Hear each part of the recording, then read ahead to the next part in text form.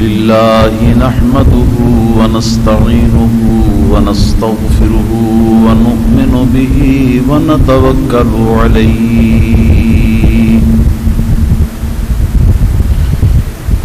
ونعوذ بالله من شرور أنفسنا ومن سيئات أعمالنا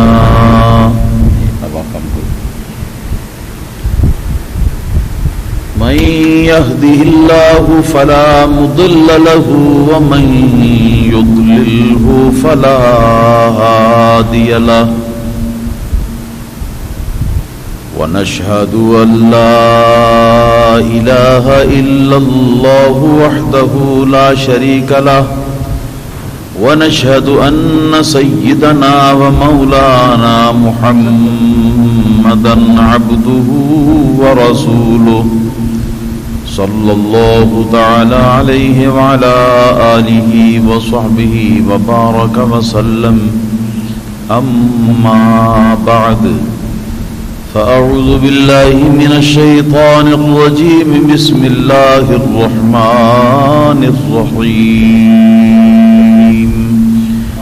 قال الله تبارك وتعالى في القرآن المجيد والفرقان الحميد سبحان الذي أسرى بعبده ليلا من المسجد الحرام إلى المسجد الأقصى الذي باركنا حوله لنريه من آياتنا إنه هو السميع البصير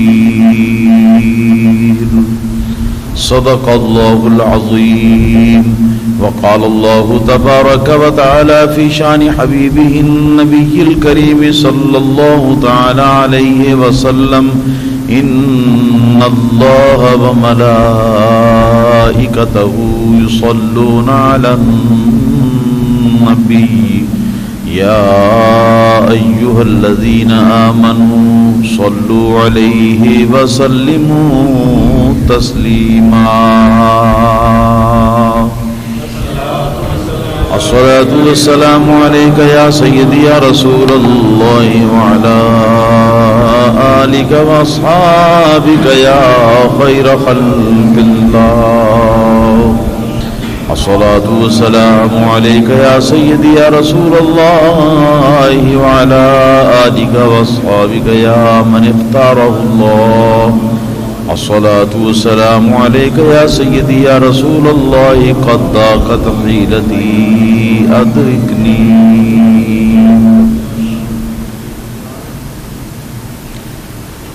اللہ تعالی کی حمد و ثنا اور نعت حضرت سید الانبیاء حبیب کبریا احمد مجتبی جناب محمد الرسول اللہ صلی اللہ تعالی علیہ وآلہ وصحبہ وبارک وسلم کے بعد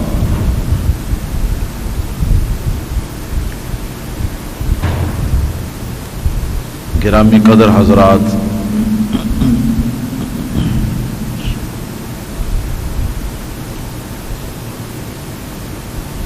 میں نے قرآن مجید میں سے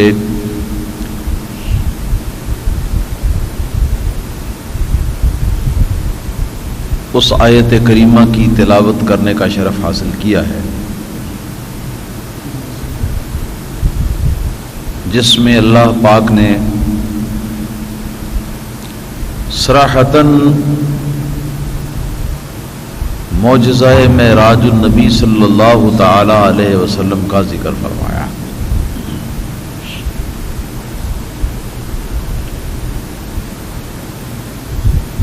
رب تعالی فرماتا ہے پاک ہے وہ ذات ہر کمزوری سے، ہر ناتوانی سے،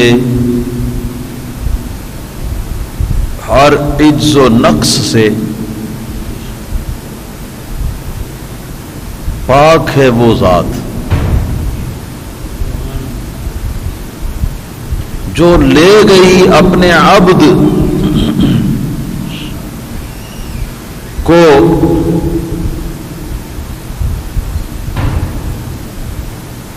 رات کے ایک تھوڑے سے حصے میں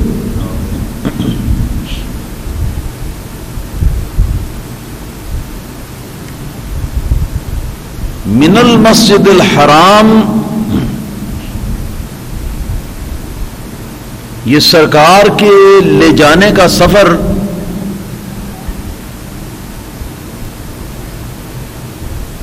آغاز ہوا مسجد حرام سے الی المسجد الاقصی، دور والی مسجد کی طرف۔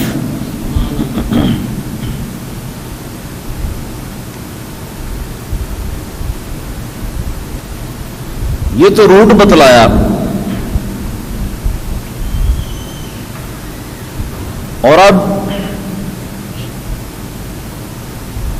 اس سفر کی حکمت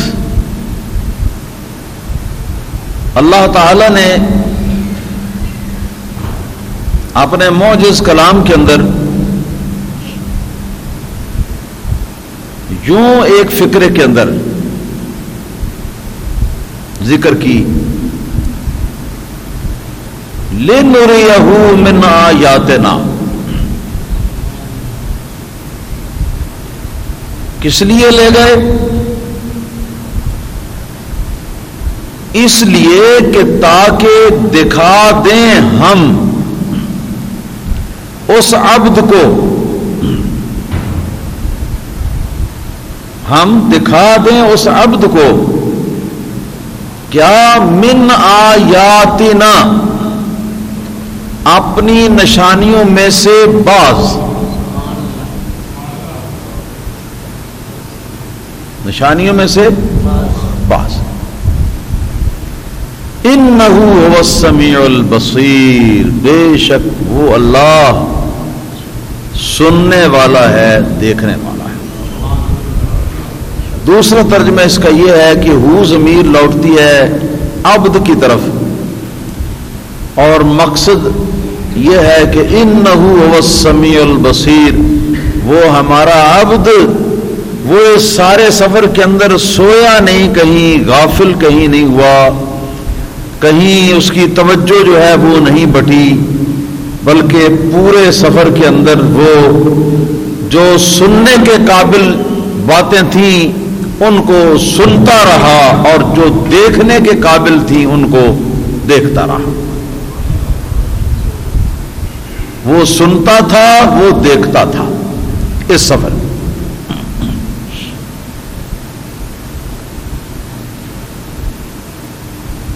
عرب والوں کا یہ طریقہ ہے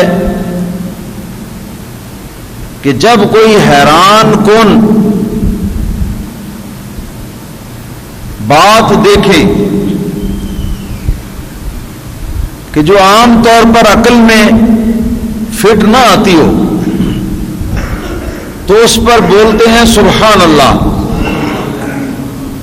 اور اس کا معنی اس وقت یہ ہوتا ہے کہ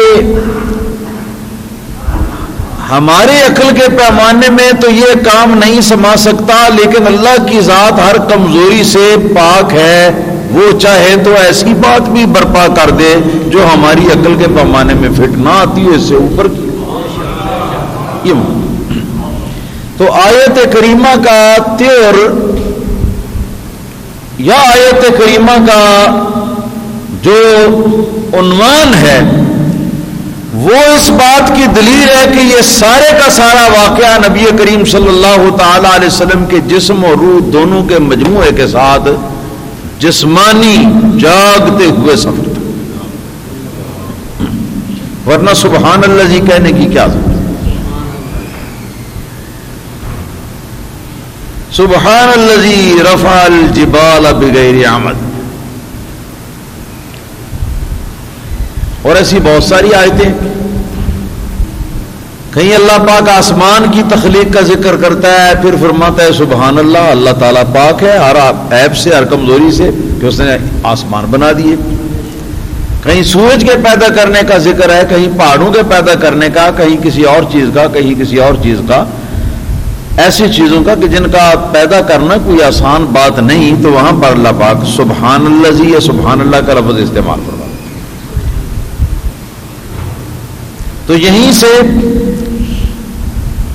مشککین کے سارے تشکیکی حربے اور سارے شکوک و شبہات والی عمارتیں جو ہیں مخالفین کی، وہ ساری کی ساری یہیں پہ ایک لفظ سبحان اللہ جی سے دھڑام کر کے گر جاتی ہیں، ختم ہو جاتی ہیں۔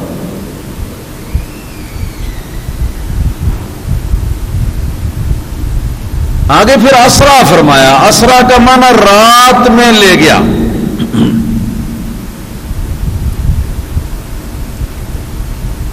اسرا یسری اسراءن، مادہ اس کا سر یون ہے۔ عام مقررین حضرات آپ نے سنا ہوگا بتاتے ہیں کہ اس کا مادہ سیر ہے اسرا کا، یہ جہالت ہے اور غلط بات ہے۔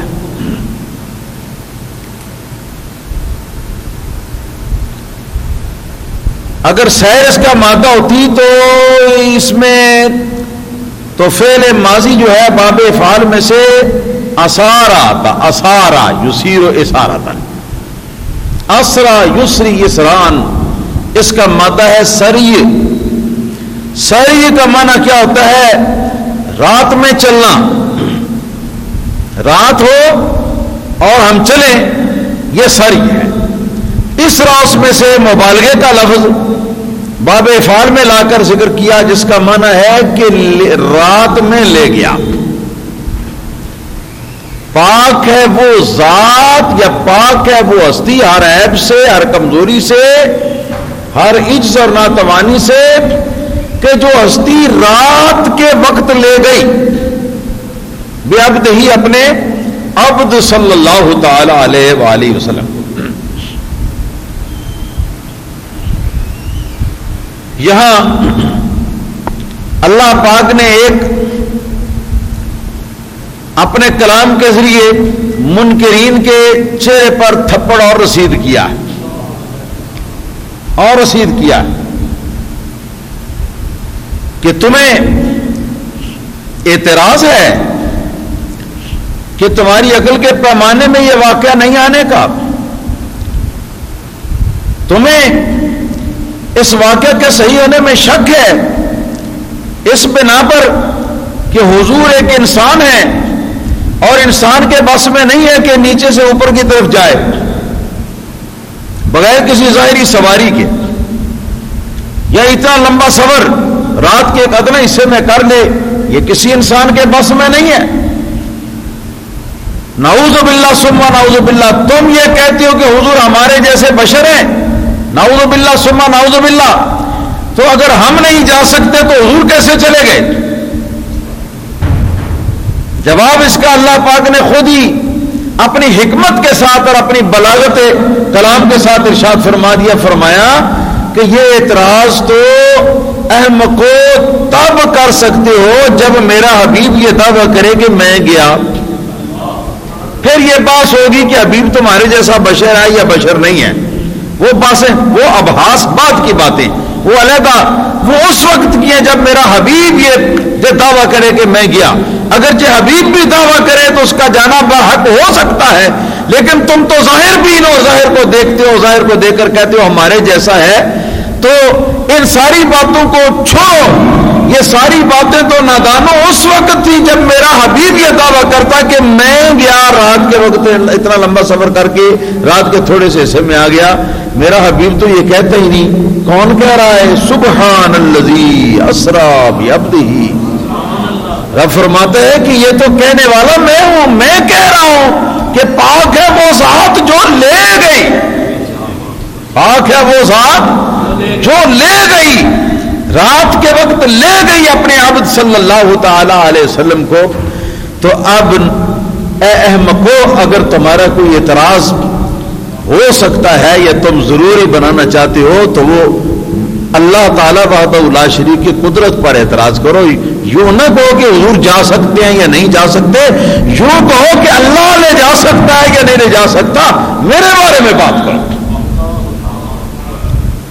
اور اللہ کو تو علی کل شیء قدیر مشرکین مکہ بھی سمجھتے تھے, اور اللہ تعالیٰ کا عاجز ہونا یا کمزور ہونا یہ ان کے عقیدے کے بھی خلاف تھا.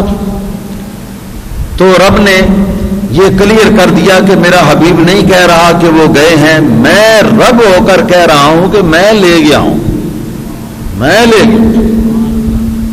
چھوٹا بچہ ہو نا 2-4 سال کا, تو وہ کہے کہ میں مدینہ منورہ کی زیارت کر کے آیا ہوں,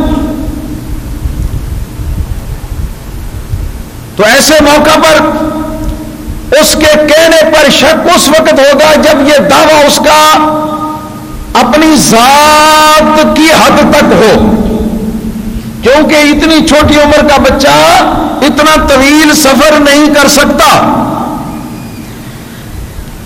مگر جس وقت بچے کا باپ موجود ہو, ماں موجود ہو, اور وہ کہے کہ اپنے اس بچے کو ہم سفر حج میں لے گئے تھے یا مدینہ منورہ کی زیارت کے سفر میں لے گئے تھے, تو اس کے بعد اگر کوئی احمق اعتراض کرے گا تو بچے کے دعوے پر اعتراض نہیں کرے گا, بلکہ وہ اعتراض کرے گا اس کے ماں باپ پہ.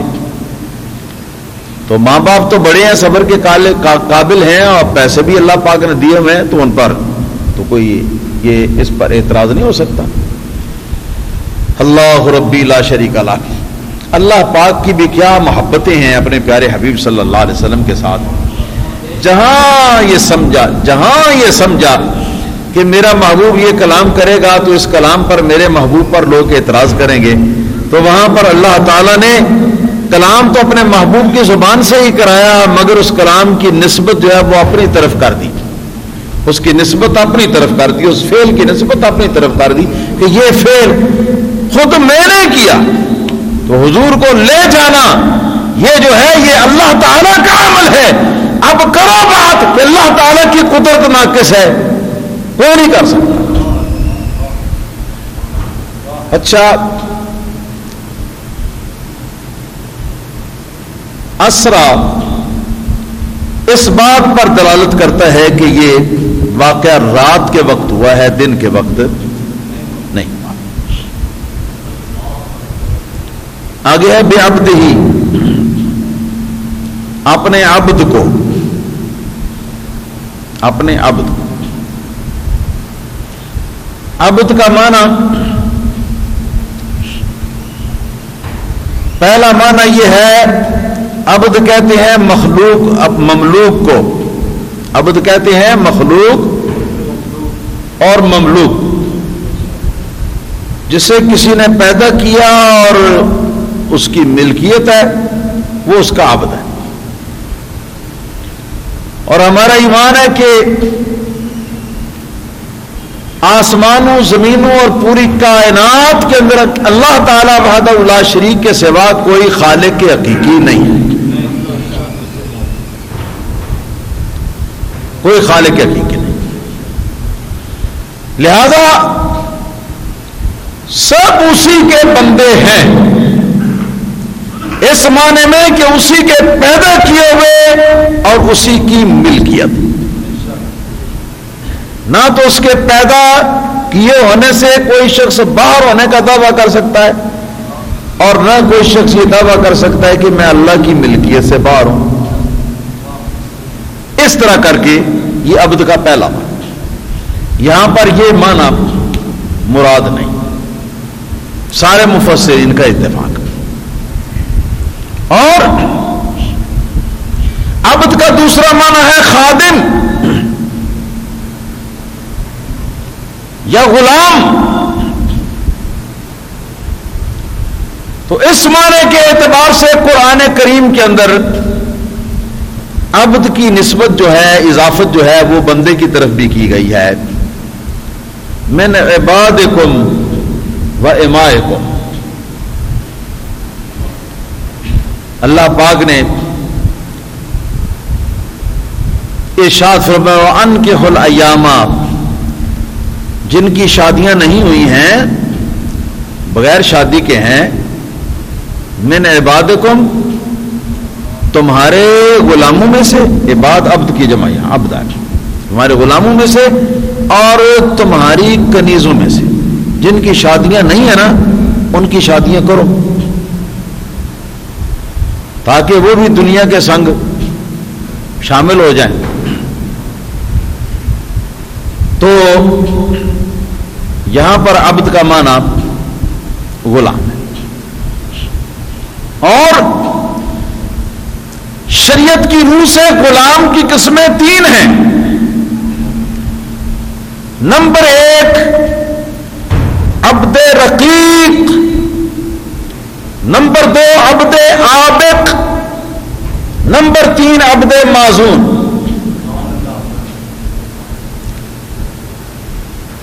عبد رقیق وہ غلام ہے کہ جو محض غلام ہو اپنے آقا کا، اور خود اس کے اندر کوئی خوبی نہ ہو، اس کے اندر خود کوئی قابلیت نہ ہو، محض اپنے آقا کا غلام ہے اور بس۔ اور دوسرا عبد عابق، یہ تو ہر وقت اپنے آقا کے قبضے میں ہے ہر لحاظ سے، اور عبد عابق وہ ہے کہ جو ہے تو اپنے آقا کا غلام مگر اس کے یہاں سے وہ بھاگ کر چلا گیا ہوا، اس کے قبضے سے باہر ہو گیا۔ ہوتے ہیں نا غلام ایسے بھی کہ اپنے آقا کے گھر سے وہ بھاگ جاتے ہیں، ایسے بھی غلام ہوتے تھے، آج کل تو خیر ہیں ہی نہیں، ہوتے تھے ایسے بھی غلام۔ تو جو غلام اپنے آقا کے یہاں سے بھاگ جائے اور اس کی اطاعت سے باغی ہو جائے، اس کی اطاعت سے باہر نکل جائے، اس کو کہتے ہیں عبد عابق۔ عابق۔ اور تیسرا ہے عبد معزون۔ عبد معزون کون ہے؟ کہ وہ غلام جو اپنے آقا سے بھاگا بھی نہیں، اپنے آقا کی خدمت سے بھاگا بھی نہیں، اور اپنے آقا کے وہ قبضے میں بھی ہے، لیکن اس کے ساتھ ساتھ اس کے اندر جسمانی اور ذہنی ایسی صلاحیتیں، ایسی خوبیاں اور ایسی قوتیں موجود ہیں اور ایسی وفا کا جذبہ موجود ہے کہ جس کی بنا پر اس کا مولا اس پر خوش ہو کے تو اپنے کاروبار کا اس کو مختار عام بنا دیتا۔ جا میری جو چیز تو بیچے گا وہ سمجھنا کہ میں نے بیچی، جو میرے کاروبار میں تو خریدے گا میں سمجھوں گا کہ وہ میں نے، اور جو نفع ہوگا وہ بھی میں سمجھوں گا کہ وہ میرے ذریعے ہوا، اور جو نقصان ہوا میں سمجھوں گا میرے ذریعے ہوا۔ تمہارا کیا میرا کیا، تمہارا اقرار میرا اقرار، تمہارا انکار میرا انکار، تمہارا قبول میرا قبول، تمہارا رد میرا رد۔ وہ ہوتا ہے عبد معزون، جس کو مولا اپنے کارخانے یا اپنی فیکٹری کے اندر اپنے سارے کاروبار کا مختار عام بنا دیتا ہے۔ کس لیے؟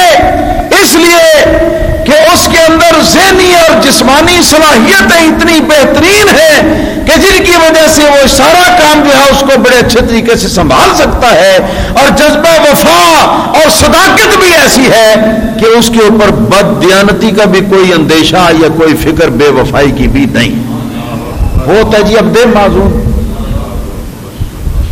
اب یہاں فرمایا سبحان الذی اسرا بعبدہ، پاک ہے وہ ذات جو رات کے وقت لے گئی اپنے عبد کو۔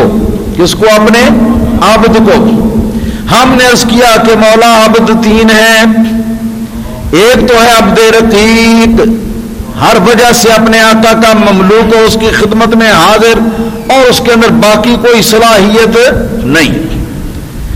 ایک وہ عبد ہوتا ہے جس کو کہتے ہیں عبد رقیق، جو اپنے مولا کی اطاعت سے باغی ہو کر بھاگ گیا، اور ایک ہوتا ہے عبد معزوم، تو ہے مولا کریم یہ جس عبد کو یہاں پر تو بھی عبد ہی کہہ کے پکار رہا ہے، تو اس عبد کی شان کیا ہے؟ یہ عبد کون ہے؟ تو نبی کریم صلی اللہ تعالی علیہ وسلم کے جو حالات، جو اوصاف، جو حضور کی شانیں، جو حضور کی امانتیں، جو حضور کی دیانتیں، جو حضور کی وفاداریاں، جو حضور کی سچائیاں، جو حضور کے کمالات اللہ پاک نے قرآن کریم کے اندر بیان فرمائے ہیں، ان کی روشنی میں گویا کہ جواب یہ ملتا ہے کہ یہ عبد جناب محمد رسول اللہ صلی اللہ علیہ وسلم کے لیے عبد کا لفظ آیا ہے، اور عبد سے مراد نہ عبد عابق ہے نہ عبد رقیق ہے، بلکہ سے مراد ہے عبد معزوم۔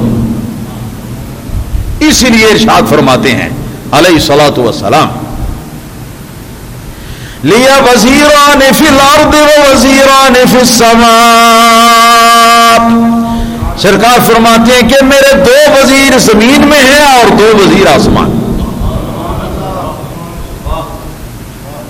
آسمانوں میں بھی سرکار کی وزارتیں قائم ہیں، زمین میں بھی سرکار کی وزارتیں قائم۔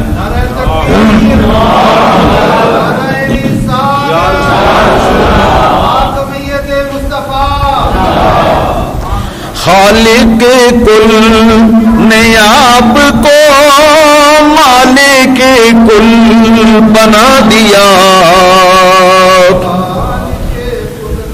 خالق اور مالک حقیقی ہر چیز کا اللہ ہے وحدہ لا شریک، دوسرا کوئی اس کا شریک نہیں، مگر اس کی اس کائنات کے اندر اس کے عبد معزون جو اس کی غلامی اور اس کی خدمت کے مرتبے کے اوپر اعلیٰ مقام پر فائز ہو کر اعلیٰ صلاحیتیں جو اللہ پاک نے آپ کے وجود کے اندر رکھی ہیں، ان صلاحیتوں کی بنا پر اور اپنی اعلیٰ شاندار سچائیوں، دیانتوں اور وفاداریوں کی بنا پر سرکار دو عالم صلی اللہ علیہ وسلم کو اللہ پاک نے مختار کائنات بنا دیا۔ کاروبار میرا ہے، مختار اس کے تم۔ خالق کل نے آپ کو مالک کل بنا دیا، خالق کل نے آپ کو مالک کل بنا دیا، دونوں جہاں ہیں آپ کے قبضہ و اختیار میں، دونوں جہاں ہیں آپ کے قبضہ و اختیار میں۔ کسی کی جنگ میں ٹانگ ٹوٹ جاتی ہے، سرکار کی بارگاہ میں آتا ہے کہ حضور میری ٹانگ ٹوٹی ہے، شفا عطا فرماؤ۔ سرکار لعاب دہن لگاتے ہیں، اس کا کام بناتے ہیں۔ کسی کی آنکھ کا ڈیلا جو ہے نا وہ چو جاتا ہے، ٹپک جاتا ہے، پھس جاتا ہے، اس کی رطوبتیں بہ جاتی ہیں، وہ لوتھڑا اپنی آنکھ کا اٹھا کر اپنے ہاتھ پہ رکھے ہوئے حضور کی بارگاہ میں حاضر ہو جاتا ہے، حضور کی بارگاہ میں حاضر ہو جاتا ہے۔ سیدنا فدیک رضی اللہ تعالیٰ عنہ مشہور صحابی، ان کا واقعہ، حضرت ابو قتادہ کا واقعہ بھی۔ عرض کرتے ہیں کہ حضور آنکھ چاہیے، سرکار دو عالم صلی اللہ علیہ وسلم اپنا لعاب دہن مبارک لگا کے تو اٹھا کے نا تو اس کے وہ آنکھ کا جو خانہ ہے نا اس خانے کے اندر رکھ دیتے، رکھنے کے بعد وہ آنکھ بند کرتی ہے، پھر کھولتے ہیں تو وہ آنکھ ان کی نور علی نور ہوتی ہے، نور سے بھرپور ہوتی ہے۔ اور عجیب شان ہے کہ جو مولا نے اپنی مرضی سے ڈائریکٹ عطا فرمائی ہے نا آنکھ، وہ دن میں دیکھتی ہے، رات میں نہیں دیکھتی، روشنی میں دیکھتی ہے، تاریکی میں نہیں دیکھتی. دیکھنے کی بھی ایک حد ہے اس کی, مگر جو آنکھ اس کے مختار محبوب صلی اللہ تعالی علیہ وسلم کے ذریعے سے عطا فرمائی ہے, عطا تو یہ بھی اللہ نے یہ فرمائی ہے مگر ذریعہ حضور کا عطا فرمائی ہے. حضرت ابو قتادہ فرماتے ہیں کہ میری یہ آنکھ جو ہے نا, یہ آنکھ جیسا روشنی میں دیکھتی ہے ایسا اندھیرے میں دیکھتی ہے, اور جیسا نزدیک سے دیکھتی ہے ویسا دور سے دیکھتی ہے.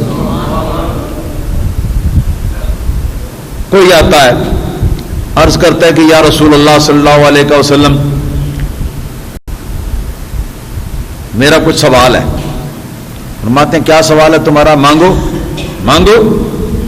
عرض کرتے ہیں کہ حضور میں قیامت کے بعد جنت میں جہاں آپ رہیں گے نا وہیں آپ کے پاس رہنا مانگتا ہوں, آپ سے مانگتا ہوں. اسألک مرافقتک فی الجنہ. اسألک میں مانگتا ہوں, کا معنی ہے تجھ سے اے حبیب, آپ سے اے حبیب مانگتا ہوں, میں آپ سے مانگتا ہوں.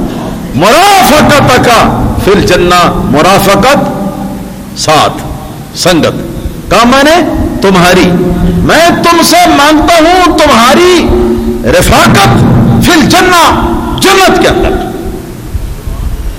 سرکار یہ نہیں فرماتے کہ میرے بس میں یہ نہیں ہے, مجھ سے تو اگر کوئی قمیص لینی ہے, کوئی تہبند لینا ہے, کوئی چادر لینی ہے تو وہ لے لو, یا کوئی اور گھر کا کوئی جو میرے گھر میں سامان ہے وہ لینا لے لو, ان چیزوں پر تو میرا ہاتھ نہیں پڑتا, میری دسترس نہیں ہے. سرکار یہ نہیں فرماتے, بلکہ سرکار نے فرمایا ہوا لکا, سرکار نے فرمایا ہوا لکا, یہ تمہارا ہو گیا. آبا غیر ذالک, آبا غیر ذالک, کچھ اور بھی ہے جو مانگنا چاہتے ہو, کچھ اور بھی مانگنا چاہتے ہو. انہوں نے کہا کہ لا ہوا ذاکا یا رسول اللہ. عرض کیا کہ یا رسول اللہ صلی اللہ علیہ وسلم نہیں, بس جو کچھ میں نے مانگ لیا ہے وہ مانگ لیا.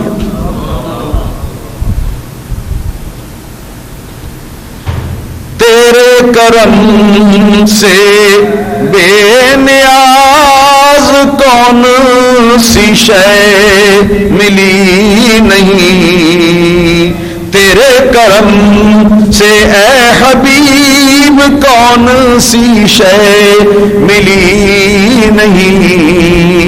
جولی میری تنگ ہے تیرے یہاں کمی نہیں, جولی میری تنگ ہے تیرے یہاں کمی نہیں. اور تجھ سے تجھی کو مانگ کر مانگ لی ساری کائنات, تجھ سے تجھی کو مانگ کر مانگ لی دو جہاں کی خیر. مجھ سا کوئی گدا نہیں, تجھ سا کوئی سخی نہیں, مجھ سا کوئی گدا نہیں, تجھ سا کوئی سخی نہیں. دنیا اور آخرت کی جو چیز صحابہ کرام نے نبی کریم صلی اللہ علیہ وسلم سے مانگی ہے سرکار نے نہ نہیں فرمایا. کیوں؟ اس لیے کہ سرکار ہیں اللہ تعالیٰ کے عبد معصوم, اپنے عبد مختار کو اللہ پاک لے گیا رات.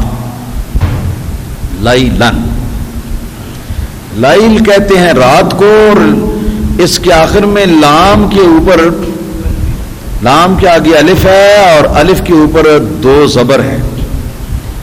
یہ دو زبر تنوین کہلاتے ہیں, اور یہ تنوین یہاں پر تقلیل کے لیے ہے مفسرین کے بتائے ہوئے قاعدے کے مطابق, یعنی تھوڑی مقدار بتانے کے لیے. تو لیلن کا معنی ہوا رات کی ایک ادنا مقدار, رات کی ادنا مقدار. اور رات کی ادنا مقدار یہ بھی اپنی جگہ پر بحق برحق, اور نبی کریم صلی اللہ تعالی علیہ وسلم اللہ تعالیٰ کی وحدہ لا شریک کی بارگاہ میں حاضر ہوئے اور لامکان پہ اللہ تعالیٰ کے ساتھ نہ جانے کتنے برسوں کے عرصے تک اللہ تعالیٰ کے ساتھ نبی کریم صلی اللہ تعالیٰ علیہ وسلم آپ محو دیدار رہے اور محو مکالمہ رہے. ساری باتیں اپنی جگہ پر بات. اس لیے کہ ائمہ محققین ارشاد فرماتے ہیں سرکار دو عالم صلی اللہ تعالی علیہ وسلم میں آپ کی ذات کو اللہ پاک نے بنایا ہے جہان کی جان. جہان کی جان. اب جب سرکار جو جہان کی جان ہے وہ جہان سے نکل گئے, مکان کی حدود سے نکل گئے, تو جہان پر سکتہ طاری ہو گیا. ہوا اپنی جگہ پر رک گئی, موسم اپنی جگہ پر رک گئے, شمس و قمر اور دیگر سیارے اپنی جگہ پر رک گئے, اور سارا کائنات کا نظام اپنی جگہ پر رک گیا, اس لیے کہ روح کائنات جو ہے وہ یہاں پر موجود نہیں, وہ چلی گئی ہے لامکان پر. اس لیے امام محققین فرماتے ہیں کہ اگر کبھی فرض کیا جائے کہ ہزاروں سال بھی سرکار اللہ تعالیٰ کے وہ اللہ تعالیٰ کے قرب خاص کے اندر آپ رہے ہیں, اور جب واپس آئے ہیں تو واپس آتے کیا زنجیر بھی ہلتی رہی, بستر بھی رہا گرم, سر عرش گئے آئے محمد صلی اللہ علیہ وسلم. جب ہزار برس کے بعد بھی حضور واپس تشریف لاتے تو واپسی پہ یہی کیفیت ہونی تھی کہ زنجیر بھی ہلتی رہی, بستر بھی رہا گرم, سر عرش ایک دم میں سر عرش گئے آئے محمد. واپس تشریف لا اسی حجرے میں جہاں سے گئے تھے, ابھی اس کی کنڈی ہل رہی تھی, جس پانی کے ساتھ وضو کر رہے تھے وہ پانی ابھی چل رہا تھا, جس بستر سے اٹھ کر کے گئے تھے اس بستر کے اندر سرکار کے وہ وجود کی گرمی جو ہے ابھی تک موجود تھی, اور جہاں چھوڑ کے گئے تھے دن رات کو اور شمس و قمر کے نظام کو, وہیں پہ وہ رکا ہوا موجود تھا, وہیں پہ وہ رکا ہوا موجود تھا. رات کی ایک ادنا گھڑی میں, یہ ایک ادنا گھڑی جو ہے وہ ہے یہ عالم کائنات اور عالم دنیا کے اعتبار سے, اور جو لمبی مدت سرکار لامکان کے اوپر رہے اللہ تعالیٰ کے قرب خاص میں, تو وہ ہے لامکان کے لحاظ سے لمبی مدت, اس جہان کے لحاظ سے وہ لمبی مدت نہیں, کیونکہ اس جہان کو تو روک دیا گیا تھا. من المسجد الحرام, مسجد حرام سے, یہ ہے مسجد مکہ مکرمہ جسے کعبہ شریفہ کہتے ہیں. حضرت انس بن مالک رضی اللہ تعالیٰ عنہ کی صحیح الاسناد حدیث جو بخاری میں, مسلم میں اور درجنوں حدیث کی کتابوں کے اندر موجود ہے, بہت ساتھ بے شمار صحیح سندوں کے ساتھ, نبی کریم صلی اللہ تعالی علیہ وسلم اپنی چچا زاد بہن ام ہانی رضی اللہ تعالی عنہ کے گھر میں آپ سوئے ہوئے تھے. وہاں جبریل علیہ الصلوۃ والسلام سرکار کی بارگاہ میں حاضر, نبی کریم صلی اللہ تعالی علیہ وسلم کے مبارک قدموں کو اپنے کافوری ہونٹوں کے ساتھ بوسے دیے. سرکار دو عالم صلی اللہ علیہ وسلم اٹھ بیٹھے اور پوچھا کہ کیا ماجرا ہے, کیا معاملہ ہے. عرض کیا کہ حضور اللہ وحدہ لا شریک آپ سے باقی ساری مخلوق سے علیحدگی تنہائی میں ملاقات کرنا چاہتا ہوں. تو حضور آپ چلیں, میں آپ کو لینے کے لیے آیا ہوں, میرے ساتھ اللہ تعالیٰ کے بے شمار نوری فرشتے ہیں, تو ان کے جلوس کے اندر حضور کو لے کے جانا. سرکار فرماتے ہیں کہ میں جبریل کے ساتھ نکلا، کعبہ شریفہ کے سین میں پہنچے، حضرت جبریل علیہ الصلوۃ والسلام کے حکم سے کچھ سونے کے برتن جنت سے آئے، زمزم شریف کا پانی ایک ٹب میں وہ لا کے رکھا گیا، اور فرماتے ہیں کہ جبریل علیہ الصلوۃ والسلام کے کہنے پہ میں لیٹ گیا، فشق صدری، صحیح بخاری مسلم کی روایت کے الفاظ ہیں کہ جبریل علیہ الصلوۃ والسلام نے میرا سینہ چاک کیا، اور حدیث پاک کے اندر الفاظ آتے ہیں کہ سرکار نے یہ اشارہ کر کے انگلی کا من ہونا الہ ہونا، یعنی یہ ہنسلی کی ہڈی ہے نا، اور گردن کے گرد گرد جو ایک ہڈی کا ایک کمان بنا ہوا ہے جی، اس کو ہنسلی کی ہڈی کہتے ہیں۔ ہنسلی کی ہڈی سے لے کر تو ناف کے قریب تک یہ سارا انہوں نے چاک کر کے کھول دیا، اور اس کے بعد میرے قلب اطہر پر ہاتھ ڈالا اور اس کو وہاں سے اکھاڑ لیا، نکال کر میرے قلب کو سونے کی جنتی تشریح کے اندر حضرت جبریل علیہ الصلوۃ والسلام نے رکھ دیا۔ پھر اس کے بعد سرکار فرماتے ہیں کہ میرے قلب کو جبریل علیہ الصلوۃ والسلام نے 2 ٹکڑے کیا،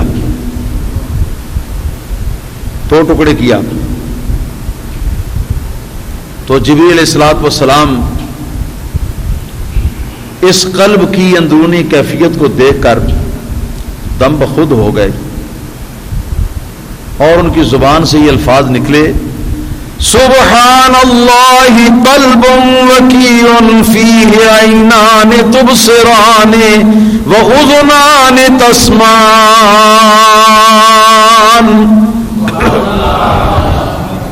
جبریل علیہ الصلوۃ والسلام نے وہی بات جو پہلے بتائی ہے کہ بڑی عجیب یا ناممکن سی بات جب عرب والے دیکھتے تو سبحان اللہ کہتے، یہاں جبریل علیہ الصلوۃ والسلام نے بھی سبحان اللہ کہا کہ ہر قسم کی عجز اور کمزوری سے اللہ پاک ہے۔ قلب وکیع، نہایت قیمتی اور نہایت اہمیت والا اور شان والا یہ دل ہے، اس دل کے اندر 2 آنکھیں ہیں کھلی ہوئی جو دیکھ رہی ہیں، اور 2 کان ہیں کھلے ہوئے جو سن رہے ہیں۔ یہ نبی کریم صلی اللہ علیہ وسلم آنکھوں دیکھا حال بیان فرما رہے ہیں اپنے آپریشن کا، اس شق صدر کا آنکھوں دیکھا۔ ہے کوئی دنیا میں ایسا مائی کا لال جس کا سینہ چاک کر دیا گیا ہو، دل جو ہے اس کو باہر تشتری میں نکال کے رکھ دیا گیا ہو اور 2 ٹکڑے کر دیا گیا ہو، اور پھر وہ حالات کا مشاہدہ کرے؟ یہ نبی کریم صلی اللہ تعالی وسلم میں مشاہدہ کر رہے ہیں، حضور جسم مبارک کی آنکھوں سے مشاہدہ کر رہے ہیں، جسم کی حیاتی میں زندگی میں کوئی فرق نہیں پڑا، نہ سماع میں، نہ بصر میں، نہ علم میں، نہ شعور میں، نہ دیکھنے میں، نہ سننے میں، کسی چیز میں فرق نہیں پڑا۔ کہاں؟ جسم مبارک کے اندر۔ اور رہا دل، تو اس کے بارے میں تو جبریل علیہ السلام خود گواہی دے رہے ہیں کہ پھاڑ کے 2 ٹکڑے کر دیا ہوا ہے، پھر بھی 2 آنکھیں دل کے اندر ہیں جو دیکھ رہی ہیں، اور 2 کان ہیں دل کے اندر جو سننے کا کام باقاعدہ کر رہے ہیں۔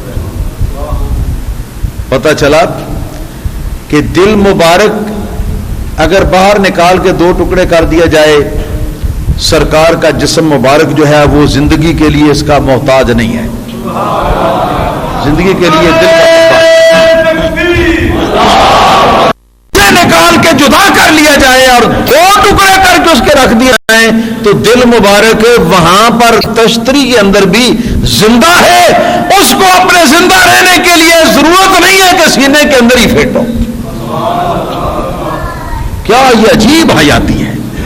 لوگ حیات نبی سے انکار کرتے ہیں. حکما اطباء ڈاکٹرز کہتے ہیں کہ جو انسان کی قوت حیوانی ہے، زندہ رہنے والی قوت، زندہ رکھنے والی قوت، اس کا مستقر اور اس کا ٹھکانہ جو ہے وہ دل ہے. دل ہے. اسی وجہ سے جب وہ حرارت دل میں سے ختم ہو جاتی ہے تو آدمی کا سارا جسم بھی ٹھنڈا ہو جاتا ہے، مر جاتا ہے. مگر سرکار دو عالم صلی اللہ تعالی علیہ وسلم کا یہ جو قوت حیوانی کا جو مستقر اور ٹھکانہ ہے دل، یہ سینے سے باہر نکال لیا. سرکار اپنے جسم مبارک کے ساتھ پھر بھی زندہ اور مشاہدہ فرمانے ہیں، دیکھ رہے ہیں جبریل کیا کر رہے ہیں، سن رہے ہیں جبریل کیا کہہ رہے ہیں. اور دل مبارک کی کیفیت ویسے ظاہر ہے. جبریل علیہ السلام کے فرمانے کے مطابق فرماتے ہیں کہ دل میں سے ایک خون کا لوتھڑا انہوں نے نکال دیا اور اس کی جگہ مزید علوم و انوار بھر دیے اور پھر دل مبارک کو جوڑ دیا اور جوڑ کر میرے سینے کے اندر فٹ کر دیا اور میرے سینے کو ملا کر پھر جوڑ دیا. اور حدیث پاک کے اندر آتا ہے کہ ولم یکن الشق بعالۃ وما وقع الدم. سرکار علیہ الصلوۃ والسلام ارشاد فرماتے ہیں کہ کسی یہ ہتھیار یا اوزار کے ساتھ یہ سرجری نہیں تھی، بلکہ اپنے ہاتھ کے ساتھ انہوں نے ایسے کیا تو ہو گیا، اور اس میں خون بھی نہیں بہا. اب بڑی باتیں اس میں کہ یہ کیوں وہ کیوں، جنت میں سے برتن کیے گئے، سونے کی تشتری حضور کے قلب مبارک کو کے لیے دھونے کے لیے کیوں لائی گئی، پانی زمزم شریف کا کیوں استعمال کیا گیا اور کوئی کیوں نہیں کیا گیا. مگر یہ ساری باتیں بیان نہیں ہو سکتی. یہاں تک کہ سرکار دو عالم صلی اللہ تعالی علیہ وسلم کو جبریل علیہ السلام نے 2 نفل پڑھنے کا مشورہ دیا. سرکار نے 2 نوافل پڑھے. اس کے بعد پھر براق ایک سواری کا جانور سرکار فرماتے ہیں کہ میرے سامنے حاضر کر دیا گیا. وجہ کا وجہ الآدمی، جس کا چہرہ انسانی چہرے کی طرح تھا، اور فوق الحمار دون البغل،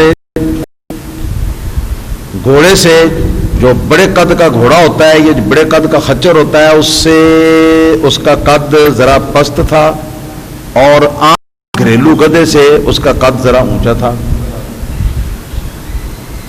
اور اس کی سپیڈ کا عالم یہ تھا. بخاری مسلم کی حدیث کے مطابق سرکار علیہ الصلوۃ والسلام ارشاد فرماتے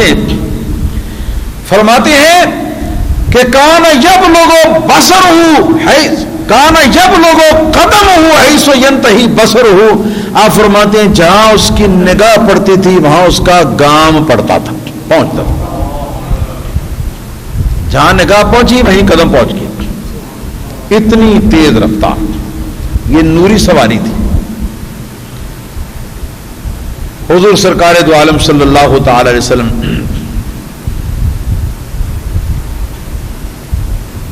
براق پر سوار ہوئے اور گرتا گرد جبریل علیہ السلام کی معیت میں آئے ہوئے ہزارہا اللہ تعالی کے فرشتے سرکار دو عالم صلی اللہ تعالی علیہ وسلم کو باغ جناح کا دلہا بنا کر اب لے جاتے ہیں. اکبر وارثی نے کہا باغ عالم میں بات باری چلی، سرور انبیاء کی سواری چلی. باغ عالم میں باد بہاری چلی، سرور انبیاء کی سواری چلی. یہ سواری سوئے ذات باری چلی، یہ سواری سوئے ذات باری چلی، عجب معجزہ آج کی رات ہے۔ اللہ تعالیٰ کے یہ فرشتے نبی کریم صلی اللہ تعالی علیہ وسلم کو تیار کر کے لے جاتے ہیں۔ اب سرکار سوار براق پہ، سرکار جا رہے ہیں براق کی رفتار کے ساتھ۔ اللہ تعالیٰ کے فرشتے وہ خود اپنی سپیڈ اپنے رفتار کے ساتھ جا رہے تھے، لیکن ان کی رفتار محدود تھی کہ براق سے آگے نہیں بڑھنا، ساتھ ساتھ ہی چلنا۔ نبی کریم صلی اللہ تعالی وسلم چلے، چلتے چلتے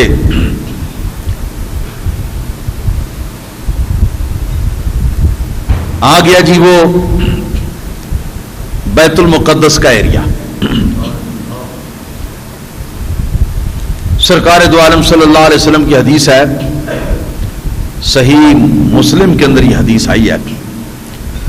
سرکار دو عالم صلی اللہ علیہ وسلم ارشاد فرماتے ہیں، راستے میں اور بھی کئی آیات قدرت کا حضور نے مشاہدہ فرمایا، مگر میں یہ مختصر کر رہا ہوں۔ آپ فرماتے ہیں کہ مررت بقبر موسیٰ وهو قائم يصلي في قبره۔ سرکار فرماتے ہیں کہ ہم حضرت موسیٰ علیہ السلام کی قبر کے پاس سے گزرے تو ہم نے کیا دیکھا کہ موسیٰ علیہ السلام اپنی قبر میں ہے، اور قبر کے اندر موسیٰ علیہ السلام صلاۃ پڑھ رہے ہیں۔ جو صلی صلاۃ کا لفظ ہے، صلاۃ پڑھ رہے ہیں، صلاۃ پڑھ رہے ہیں۔ اس صلاۃ کے عربی زبان میں دو معروف معنی، ایک معنی ہے صلاۃ کا نماز پڑھنا، تو معنی یہ ہوا کہ موسیٰ علیہ السلام نماز میں مصروف تھے کہ ہم وہاں سے گزر گئے۔ اور دوسرا معنی صلاۃ کا جو مشہور و معروف ہے، ان اللہ و ملائکتہ یصلون علی النبی یا ایھا الذین آمنوا صلوا علیہ وسلموا تسلیما، الصلاۃ والسلام علیک یا سیدی یا رسول اللہ، قد ضاقت حیلتی ادرکنی۔ اس کا معنی درود پڑھنا بھی ہوتا ہے، صلاۃ و سلام بھیجنا بھی ہوتا ہے، درود و سلام بھیجنا بھی ہوتا ہے۔ علامہ شاہ عبد الحق محدث دہلوی رحمۃ اللہ تعالی علیہ آپ ارشاد فرماتے ہیں کہ دوسرا معنی یہ ہے کہ گویا سرکار فرماتے ہیں کہ جب ہمارا ان کی قبر کے پاس سے گزر ہوا تو ایک دم اٹھ کے کھڑے ہو کے مجھ پر صلاۃ و سلام پڑھنا شروع ہو گئے۔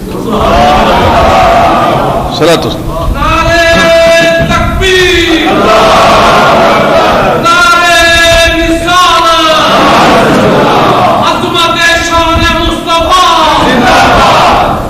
تو یہ قیام حضرت موسیٰ علیہ السلام کا قیام تعظیم تھا، سرکار کی تعظیم کے لیے کھڑے ہونا، سرکار کو سلام کرنے کے لیے کھڑے ہونا۔ اور جو صلاۃ تھا وہ کیا تھا، الصلاۃ والسلام علیک یا سیدی یا رسول اللہ، وہ یہ تھا۔ یہ دو معنی اس کے۔ سرکار دو عالم صلی اللہ علیہ وسلم نے ان کو وہیں چھوڑا، یہ تو مصروف اپنی نماز میں یا صلاۃ و سلام میں یا جو کچھ بھی تھا اس میں تھے مصروف۔ نبی کریم صلی اللہ تعالی علیہ وسلم کتنی تیزی سے گزرے، کتنی تیزی سے کہ جہاں براق کی نگاہ پہنچتی تھی وہاں اس کا پہلا قدم پہنچتا۔ اس سپیڈ کے ساتھ جائیں تو پھر یہ اس طرح جیسے میرا یہ ہاتھ گیا ہے نا، اس سے بھی شاید ہزاروں گنا زیادہ سپیڈ۔ اب اس میں بھی معجزہ عظیمہ ہے سرکار محمد الرسول اللہ صلی اللہ علیہ وسلم کا اور حضرت جناب موسیٰ صلی اللہ تعالی علیہ وسلم کا، اس لیے کہ سپیڈ اتنی، اگر کبھی آپ نے طیارہ دیکھا اڑتا ہوا نیچے سے، اگر طیارہ آپ کے قریب سے اڑ کے جائے یا نہایت سپیڈ کے ساتھ جائے تو اتنی تو آپ کو سمجھ آتی ہے کہ کوئی طیارہ ہے، لیکن اس کے اوپر لکھا ہوا کیا ہے، اس کے پرزے کیسے کیسے بنے ہوئے ہیں، تو اس کی باریکیاں تو نظر نہیں آتی، سمجھ تو اس کی نہیں آتی، ہاں جی۔ حالانکہ اس کی سپیڈ سے پتہ نہیں کتنے گنا زیادہ سپیڈ اس کی تھی۔ اب اگر آپ کو سمجھ نہیں آتی تو ایسے اپنے ہاتھ کے سامنے، اپنے چہرے کے سامنے ایسے ہاتھ پھیریں، ایسے ہاتھ پھیریں، اور اس دوران آپ دیکھیں کہ آپ کے ہاتھ میں کتنی لکیریں ہیں. دیکھ سکتے ہیں؟ یہ اس طرح گزر جائے دیکھ سکتے ہیں؟ نہیں دیکھ سکتے. تو قربان جاؤں اللہ کے ان پیغمبروں کی شان کے کہ جو پیغمبر باہر سے جا رہا ہے، گزر رہا ہے، پاس ہو رہا ہے، وہ اندر والے کی کیفیت کو پوری طرح جانتا ہے، اور جو اندر قبر کے لیٹا ہوا ہے، قبر کی مٹی اس کے لیے باہر سے رکاوٹ نہیں ہے، وہ اندر سے پوری طرح باہر جانے والے کو دیکھ رہا ہے، اور اتنی سپیڈ میں جانے والے کو دیکھ رہا ہے کہ جو سپیڈ تھی جہاں نگاہ پڑے اس براق کی، وہاں پر اس کا پیغام پڑتا. آپ پتہ نہیں لوگ کیسے دعویٰ کرتے ہیں کہ ہم نبی جیسے ہیں یا نبی ہمارے جیسے ہیں. نعوذ باللہ ثم نعوذ باللہ ثم نعوذ باللہ ثم نعوذ باللہ. سرکار دو عالم صلی اللہ تعالی علیہ وسلم مسجد اقصی کے باہر پہنچے. وہاں ایک دروازہ تھا جس کا نام ہے باب محمد صلی اللہ علیہ وسلم، اب بھی مشہور ہے. وہاں پر مقام صخرہ میں جبریل علیہ السلام نے ایک سوراخ کیا پتھر کے اندر، پتھر کی پڑی کے اندر، اور وہاں براق کی لگام جو ہے وہ رسم پوری کرنے کے لیے باندھی، ورنہ وہ تو اللہ تعالیٰ کی طرف سے وہ حکم کا بندہ تھا. نبی کریم صلی اللہ تعالی علیہ وسلم مسجد نبوی شریف کے اندر جب داخل ہونے لگے تو آگے کیا دیکھتے ہیں؟ آپ فرماتے ہیں کہ آدم علیہ السلام سے لے کر عیسیٰ علیہ السلام اللہ تک جتنے اللہ تعالیٰ کے پیغمبر ہیں سارے کے سارے وہاں پر موجود تھے، اور مجھے مرحبا مرحبا مرحبا کہہ رہے تھے. خوش آمدید، خوش آمدید، ویلکم ویلکم کیا ہے. اب یہ عجب ماجرا ہے کہ موسیٰ علیہ السلام قبر میں نماز پڑھ رہے ہیں، آنن فانن سرکار مسجد اقصی کے اندر پہنچ گئے ہیں، اور مسجد اقصی کے دروازے کے اندر جب داخل ہوئے ہیں تو آگے بھی موسیٰ علیہ السلام کھڑے ہیں.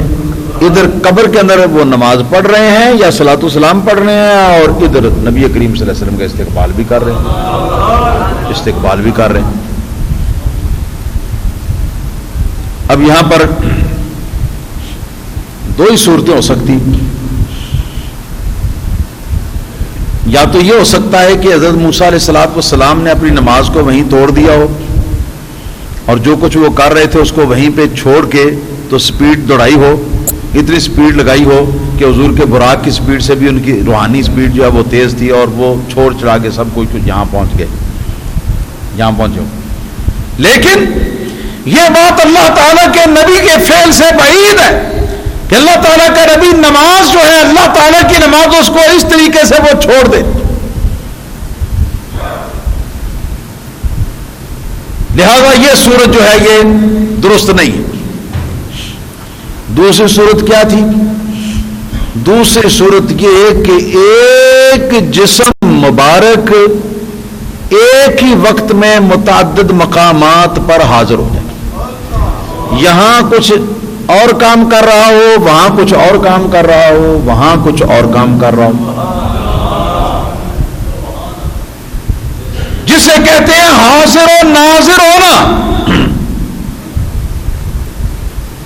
تو اس سے یہ پتا چلا کہ اللہ پاک نے اپنے پیارے پیغمبروں کو حاضر و ناظر ہونے کی قوت عطا فرمائی ہے، اور اس کی بدولت وہ ایک وقت میں وہ ایک جگہ پر ایک قسم کا کام جو اس کو انجام دے رہے ہوتے ہیں، اور اسی وقت میں یعنی اسی گھڑی میں اسی لمحے میں وہ دوسری جگہ پر کوئی دوسرا کام بھی کر سکتے ہیں. لہذا یہاں نماز بھی وہ پڑھ رہے تھے اور وہی پڑھ رہے تھے، کوئی اور نہیں تھا، اور آگے استقبال بھی وہی کر رہے تھے اور واقعتاً استقبال کر رہے تھے، کوئی اور نہیں. اس کے بعد مسجد اقصی کے اندر معراج کانفرنس شروع ہو جاتی، بین الاقوامی انٹرنیشنل معراج کانفرنس. وقت چونکہ ہو چکا ہے اس لیے میں اس کا حال آئندہ جمعۃ المبارک آپ حضرات کی خدمت میں عرض کروں گا۔ واخر دعوانا الحمدللہ رب العالمین۔